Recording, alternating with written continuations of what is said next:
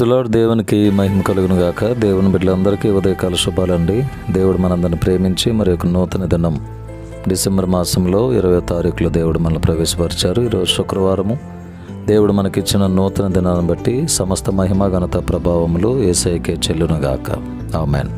దేవుని బిడ్డలారా, దేవుడు ఈరోజు మనకిస్తున్న వాగ్దానం జీవము గల దేవుని వాక్య కార్యక్రమంలో వాక్యము యోహాను సువార్త 15వ అధ్యాయం 5వ వచనం. ఎవడు నా యందు నిలిచి ఉండునో వాడు బహుగా ఫలించును.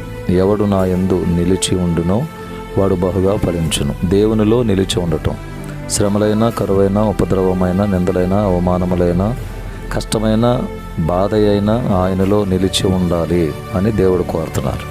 ఆయనలో నిలిచి ఉంటే మనము ఫలిస్తాము. ఏ విధమైన ఫలింపు అంటే బహుగా ఫలిస్తాం.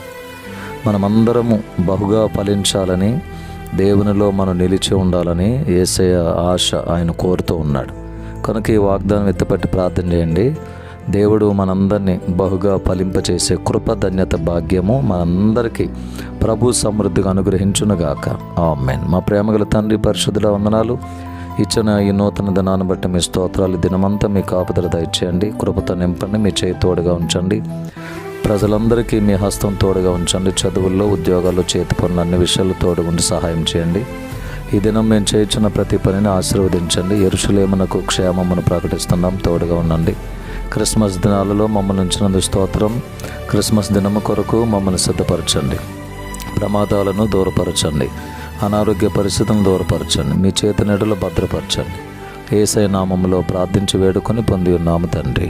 ఆమేన్. తండ్రి, కుమారుడు, పరిశుద్ధాత్మ త్రియేక దేవుని దీవెనలు సదాకాలం మనందరికీ తోడైనగాక. ఆమేన్. May God bless you all. May God bless our India.